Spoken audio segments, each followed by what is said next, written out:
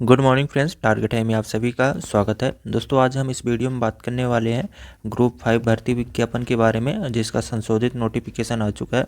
और short notes के बारे में दोस्तों मैं पहले आपको बता चुका हूं, और ये फुल नोटिफिकेशन है। इसमें कौन कौन सा पोस्ट है, आपसे क्वालिफिकेशन क्या मांगा जा रहा, नंबर ऑफ पोस्ट कितने हैं, कैसे आपको अप्लाई करना, लास्ट डेट क्या है, सारी जानकारी के बारे में आगे हम बात करेंगे। आप वीडियो लास्ट तक देखेंगे तभी आपको पता चलेगा। और वीडियो में आगे बढ़ने से पहले दोस्तों, यदि आपने अभी तक हमारे यूट्यूब चैनल को सब्सक्राइब नहीं किए तो सब्सक्राइब कर लें, साथ में आप अपने सभी दोस्तों के साथ शेयर करें। नोटिफिकेशन के PDF के लिए आप हमारे टेलीग्राम चैनल को ज्वाइन करें, आपको डिस्क्रिप्शन बॉक्स में इसका लिंक मिल जाएगा। तो दोस्तों बढ़ते हैं इन्फॉर्मेशन की। और भर्ती विज्ञापन दोस्तों डायरेक्ट रिक्रूटमेंट रहेगा, आपको इसमें परमानेंट बेसिस पे पोस्टिंग मिलने वाला। समूह 5 के अंतर्गत नर्सिंग स्टाफ, पैरामेडिकल स्टाफ के पोस्ट इसमें शामिल किया गया है। और अप्लाई करने के लिए आपको इसमें डेट बताया गया है। आवेदन पत्र भरने की तिथि 30/12/2024, 30 दिसंबर से दोस्तों आप इसमें आवेदन कर पाएंगे, जिसका लास्ट डेट 13 जनवरी 2025 तक रहने वाला है। और आप इसमें करेक्शन भी कर पाएंगे 30 दिसंबर से 18 जनवरी तक। यदि आपसे कुछ गलत हो जाता अप्लाई करते समय तो आप इसमें करेक्शन कर पाएंगे। और आपका सिलेक्शन दोस्तों इसमें रिटन टेस्ट के माध्यम से होगा, जिसका आपको समय बताया गया। परीक्षा दिनांक व दिन 15 फरवरी से दोस्तों आपका ये एग्ज़ाम स्टार्ट हो जाएगा ग्रुप 5 में जितने भी पोस्ट हैं उनके लिए। और अप्लाई जब भी दोस्तों आप करेंगे, इसके लिए आपको एप्लीकेशन फ़ीस पे करना पड़ेगा। इसके लिए आपको बताया जा रहा है जनरल कैंडिडेट के लिए 500 रुपये एप्लीकेशन फ़ीस है, और SC ST OBC वाले कैंडिडेट को 250 रुपये, प्लस आपको इसमें ऑनलाइन पोर्टल चार्ज भी पे करना होगा 60 रुपये। अब इसमें बात कर लेते हैं दोस्तों, आपका जो एग्ज़ाम होगा कितने शिफ्ट में होने वाला है। तो 2 शिफ्ट में दोस्तों आपका ये एग्ज़ाम कंडक्ट कराया जाएगा। सुबह 7 से 8 बजे आपका रिपोर्टिंग रहने वाला है, और 9 बजे से 11 बजे तक आपका एग्ज़ाम होगा। ये फर्स्ट शिफ्ट का है। और सेकंड शिफ्ट में आपका 1 से 2 बजे रिपोर्टिंग टाइम रहेगा, और 3 से आपका 5 बजे तक एग्ज़ाम होगा। अब दोस्तों इसमें हम बात कर लेते हैं कौन कौन से इसमें पोस्ट है और नंबर ऑफ पोस्ट कितने हैं।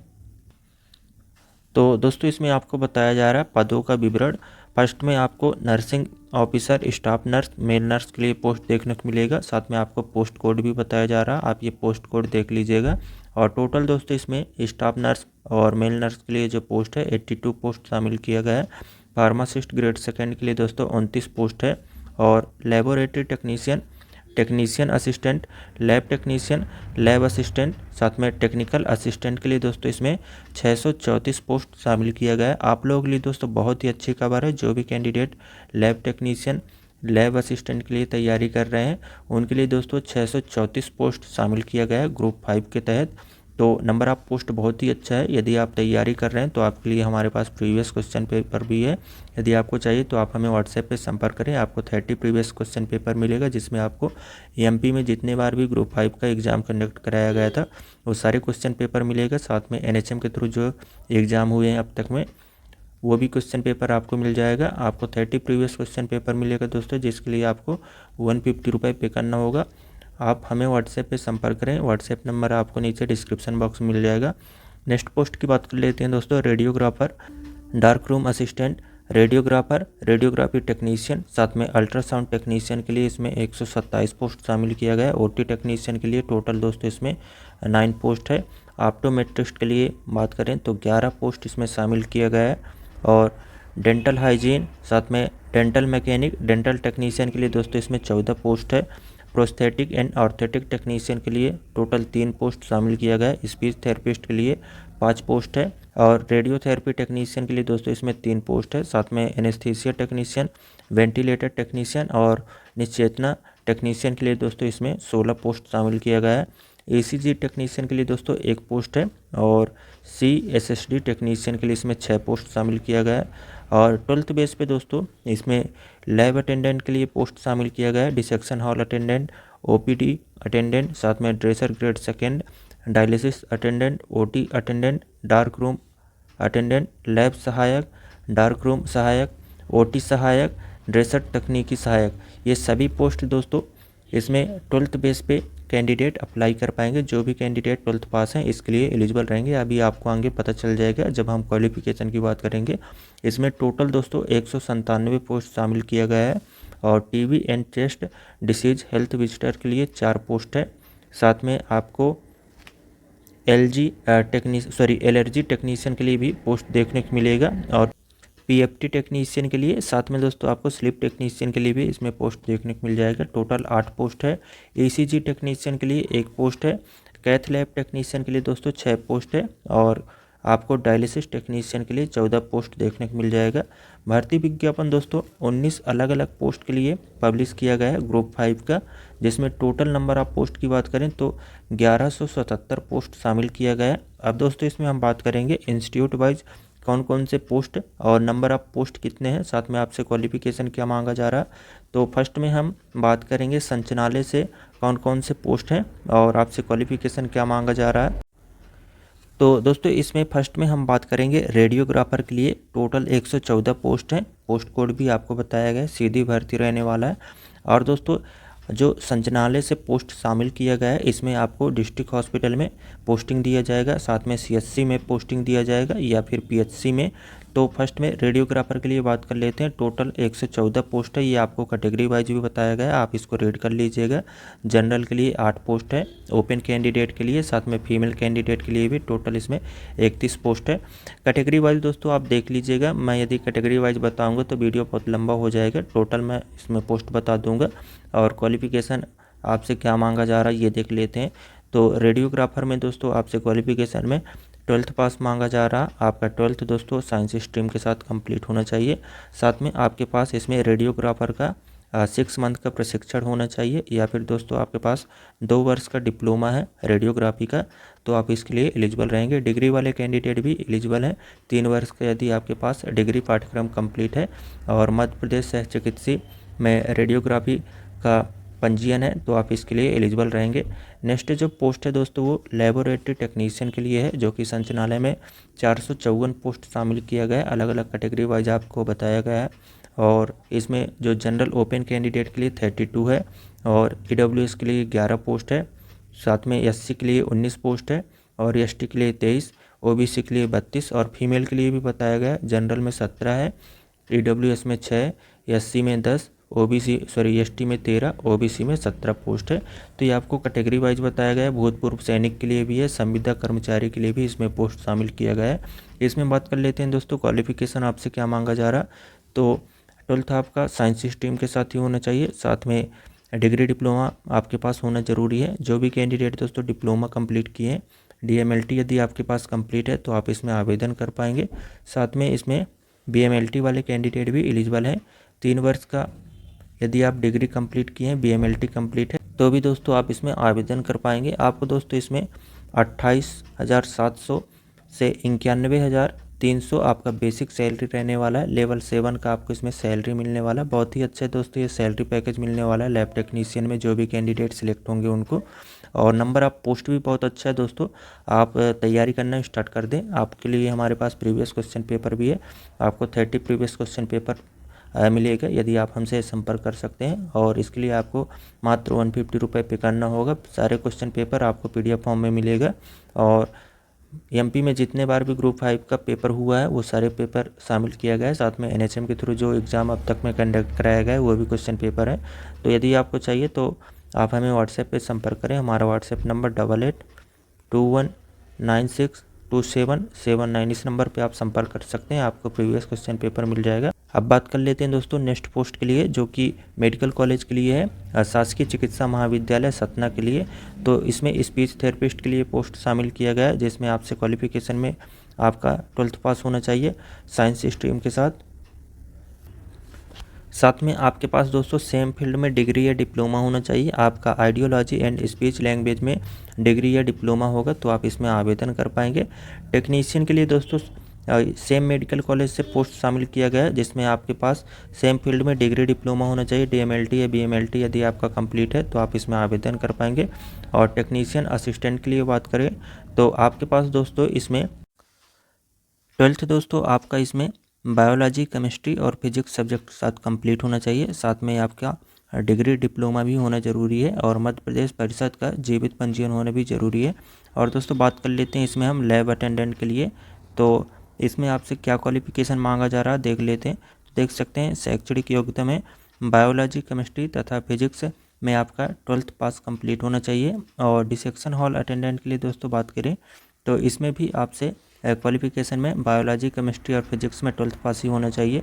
यदि दोस्तों आप ओपीडी अटेंडेंट, साथ में लैब अटेंडेंट और डिसेक्शन हॉल अटेंडेंट के लिए आवेदन कर रहे हैं तो सभी में दोस्तों आपसे 12th पास ही मांगा जा रहा है। आपका 12th साइंस स्ट्रीम के साथ कंप्लीट है तो आप इन पोस्ट के लिए आवेदन कर पाएंगे।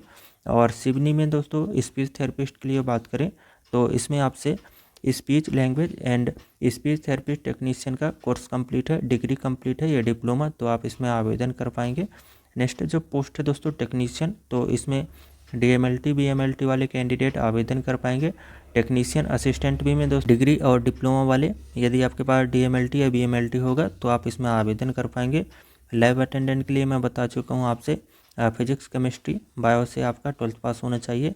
नेक्स्ट जो पोस्ट है दोस्तों वो डिसेक्शन हॉल अटेंडेंट के लिए, इसमें भी 12th पास वाले कैंडिडेट ही आवेदन कर पाएंगे। और नेक्स्ट टेक्नीशियन के लिए इसमें आपको बताया गया है आपका डिग्री या डिप्लोमा होना चाहिए। यदि आपके पास DMLT कंप्लीट है तो आप इसमें आवेदन कर पाएंगे, BMLT कंप्लीट है तो भी आप इसमें आवेदन कर पाएंगे। और इसमें टेक्नीशियन असिस्टेंट भी में सेम क्वालिफिकेशन मांगा गया है। अब इसमें हम दोस्तों बात कर लेते हैं नीमच मेडिकल कॉलेज के लिए। तो स्पीच थेरेपिस्ट के लिए पोस्ट है जिसमें आपके पास स्पीच लैंग्वेज पैथोलॉजी का स्नातक उपाधि कंप्लीट होना चाहिए। डिग्री दोस्तों आपका कंप्लीट होना चाहिए या फिर आपके पास स्पीच थेरेपिस्ट टेक्नीशियन का कोर्स कंप्लीट है 2 साल का, तो भी आप इसमें आवेदन कर पाएंगे। और आपका दोस्तों इसमें रिहेबिलिटेशन काउंसिल ऑफ इंडिया में जीवित पंजीयन भी होना ज़रूरी है, तभी आप इसमें आवेदन कर पाएंगे। टेक्नीशियन के लिए क्वालिफिकेशन सेम ही रहेगा, DMLT BMLT वाले कैंडिडेट आवेदन करेंगे। और नेक्स्ट जो पोस्ट है दोस्तों वो ऑप्टोमेट्रिस्ट के लिए रहेगा, जो कि Indore school of excellence institute के लिए है। और इसमें क्या क्वालिफिकेशन मांगा जा रहा है देख लेते हैं। तो देख सकते हैं मान्यता प्राप्त संस्थान से दोस्तों आपका डिप्लोमा होना चाहिए ऑप्टोमेट्री का, और 12th आपका साइंस स्ट्रीम के साथ ही होना चाहिए। साथ में दोस्तों मध्य प्रदेश सह चिकित्सा परिषद में आपका जीवित पंजीयन होना भी ज़रूरी है। एनेस्थीसिया टेक्नीशियन के लिए दोस्तों बात कर लेते हैं तो आपके पास इसमें एनेस्थीसिया टेक्नीशियन का 2 साल का डिप्लोमा होना चाहिए। नेक्स्ट दोस्तों इसमें CSSD टेक्नीशियन के लिए पोस्ट शामिल किया गया है इंदौर एक्सीलेंस स्कूल के लिए ही, और इसमें आपके पास CSSD टेक्नीशियन का डिप्लोमा होना चाहिए। पैरामेडिकल काउंसिल में आपका रजिस्ट्रेशन होगा तभी दोस्तों आप इसमें आवेदन कर पाएंगे। OPD अटेंडेंट के लिए 12th पास वाले कैंडिडेट ही आवेदन कर पाएंगे, ये आपको इसमें बताया गया है। अभ्यर्थी के पास बायोलॉजी, केमिस्ट्री और फिजिक्स में 12th पास कंप्लीट होना चाहिए। सैलरी पैकेज के बारे में भी दोस्तों बताया गया है, 15,000 से 49,000 रुपये आपका बेसिक सैलरी रहेगा। नेक्स्ट इसमें बात कर लेते हैं दोस्तों अब हम नर्सिंग ऑफिसर के लिए।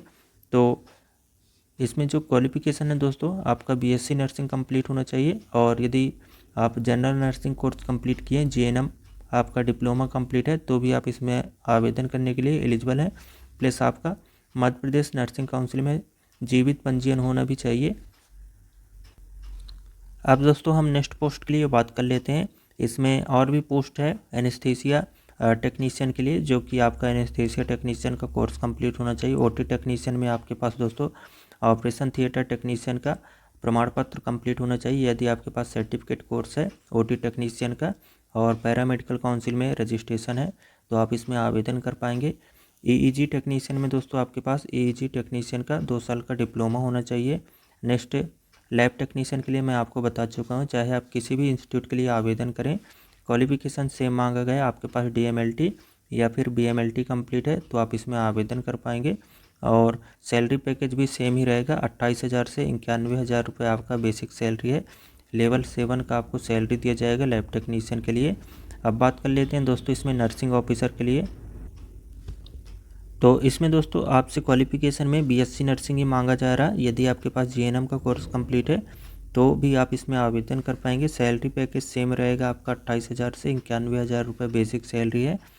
नेक्स्ट इसमें दोस्तों नर्सिंग ऑफिसर के लिए और भी पोस्ट है, अलग अलग इंस्टीट्यूट वाइज ये पोस्ट आपको बताया गया है। रेडियोग्राफी टेक्नीशियन के लिए भी पोस्ट शामिल कर लिया गया है, जिसमें आपके पास रेडियोग्राफी का डिग्री डिप्लोमा होना चाहिए और पैरामेडिकल काउंसिल में रजिस्ट्रेशन होना भी चाहिए। बात कर लेते हैं दोस्तों इसमें हम फार्मासिस्ट ग्रेड 2 के लिए। तो आपके पास क्वालिफिकेशन में दोस्तों शैक्षणिक योग्यता के लिए बताया गया है, बायोलॉजी, केमिस्ट्री तथा फिजिक्स में आपका 12th कंप्लीट होना चाहिए। और फार्मासिस्ट का आपके पास डिग्री या डिप्लोमा होना चाहिए। जो भी कैंडिडेट दोस्तों डिप्लोमा कंप्लीट किए हैं, डी फार्मा कंप्लीट है, तो आप इसमें आवेदन कर पाएंगे। और जिनका बी फार्मा कंप्लीट किए हैं वो भी आवेदन कर पाएंगे। आपका जो बेसिक सैलरी है 25,000 से 80,000 रुपये आपका बेसिक सैलरी रहेगा। अब इसमें हम बात कर लेते हैं दोस्तों इंदौर मेडिकल कॉलेज के लिए डेंटल हाइजीन का जो पोस्ट है। तो इसमें आपका जो शैक्षणिक योग्यता है वो डेंटल हाइजीन का प्रशिक्षण प्रमाण पत्र कंप्लीट होना चाहिए, या फिर आपका सेम फील्ड में डिग्री डिप्लोमा है तो आप इसमें आवेदन कर पाएंगे। और डेंटल काउंसिल में आपसे इसमें रजिस्ट्रेशन भी मांगा जा रहा है, जीवित पंजीयन होना चाहिए। डेंटल मैकेनिक के लिए दोस्तों इसमें पोस्ट है, आपका डेंटल मैकेनिक का प्रमाण पत्र कंप्लीट होना चाहिए सेम फील्ड का। और पैरामेडिकल काउंसिल डेंटल काउंसिल में आपका रजिस्ट्रेशन होना चाहिए। रेडियोग्राफर के लिए दोस्तों सेम आपसे रेडियोग्राफी का डिप्लोमा डिग्री मांगा जा रहा है। और नेक्स्ट इसमें हम बात कर लेते हैं लैब टेक्नीशियन के लिए, तो DMLT BMLT वाले कैंडिडेट ही आवेदन करेंगे।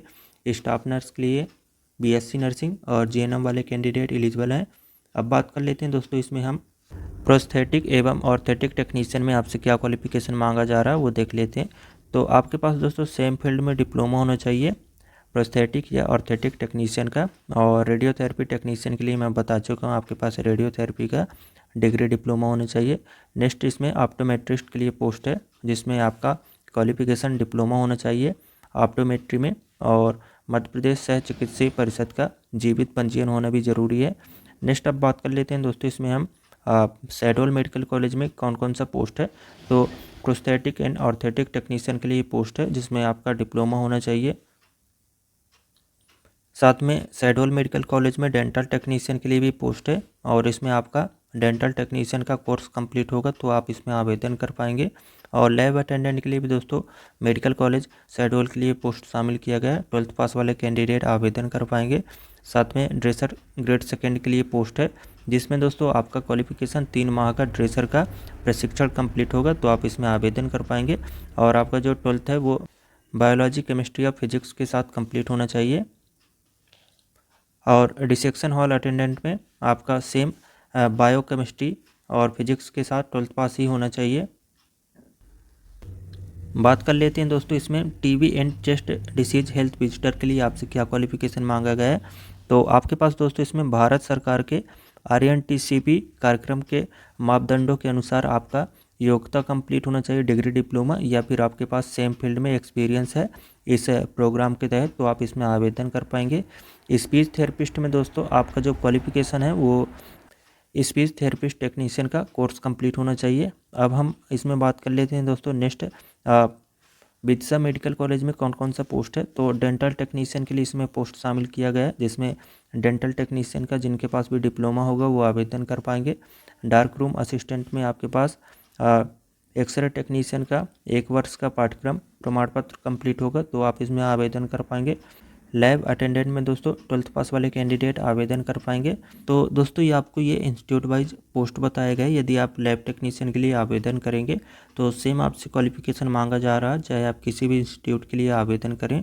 और इसमें एलर्जी टेक्नीशियन के लिए पोस्ट शामिल किया गया है, एक ही पोस्ट है, जिसमें आपके पास दोस्तों PFT टेक्नीशियन का कोर्स कंप्लीट होगा तो आप इसके लिए एलिजिबल रहेंगे।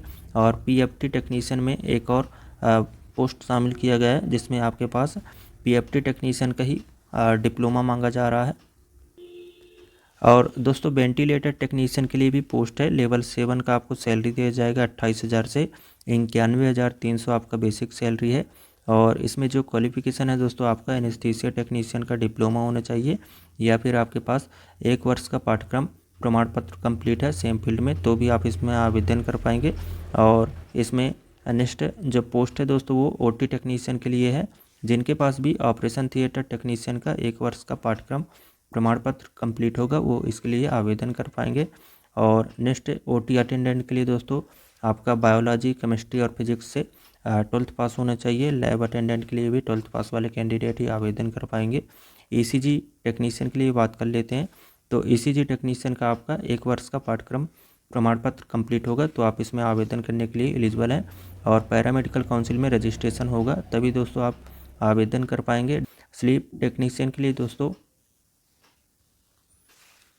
पीएफटी टेक्नीशियन वाले कैंडिडेट आवेदन करेंगे। और अल्ट्रासाउंड टेक्नीशियन में आपसे क्या क्वालिफिकेशन मांगा गया है वो बात कर लेते हैं।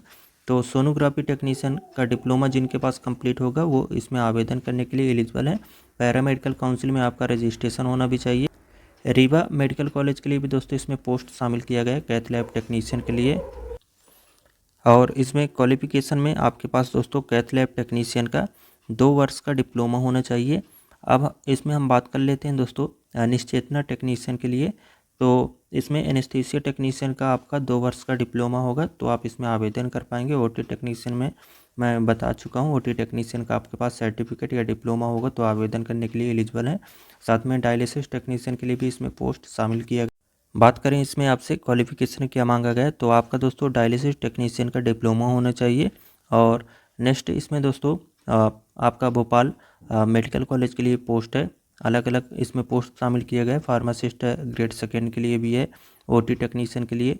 तो क्वालिफिकेशन मैं बता चुका हूँ, सभी में सेम ही मांगा जा रहा है। लैब सहायक में डीएमएलटी बीएमएलटी वाले कैंडिडेट, सॉरी इसमें लैब सहायक में दोस्तों 12th पास वाले कैंडिडेट एलिजिबल रहेंगे, ये आपको बताया गया है। हायर सेकेंडरी आपका कंप्लीट होना चाहिए साइंस स्ट्रीम के साथ। और जो कैंडिडेट संविदा कर्मचारी हैं उनके पास 5 वर्क का एक्सपीरियंस होगा, तभी इसमें एलिजिबल रहेंगे। और डार्क रूम सहायक भी में दोस्तों सेम आपसे इसमें क्वालिफिकेशन मांगा जा रहा है। 12th आपका साइंस स्ट्रीम के साथ होना चाहिए और संविदा कर्मचारी से 5 ईयर का एक्सपीरियंस मांगा गया है। अब दोस्तों इसमें हम बात कर लेते हैं जेल मुख्यालय से पोस्ट शामिल किया गया है मेल नर्स के लिए। इसमें देख लेते हैं आपसे क्वालिफिकेशन क्या मांगा जा रहा है। तो इसमें भी दोस्तों बीएससी नर्सिंग और जेएनएम वाले कैंडिडेट ही आवेदन कर पाएंगे। आपको इसमें सैलरी पैकेज बताया गया है 28,000 से 91,000 रुपये आपका बेसिक सैलरी है। लेवल 7 का ही सैलरी दिया जाएगा। तो दोस्तों जितने भी इस भर्ती विज्ञापन में पोस्ट शामिल किया गया था सभी में क्या क्या क्वालिफिकेशन है मैं आप लोगों के साथ शेयर कर चुका हूँ। बात करेंगे आपको इसमें एज लिमिट क्या दिया जा रहा है और सिलेक्शन प्रोसेस क्या रहने वाला है। तो फर्स्ट में एज लिमिट के बारे में बात कर लेते हैं। तो दोस्तों देख सकते हैं इसमें आपका एज लिमिट के बारे में बताया गया 18 से 40 वर्ष आपको इसमें एज लिमिट दिया जा रहा है।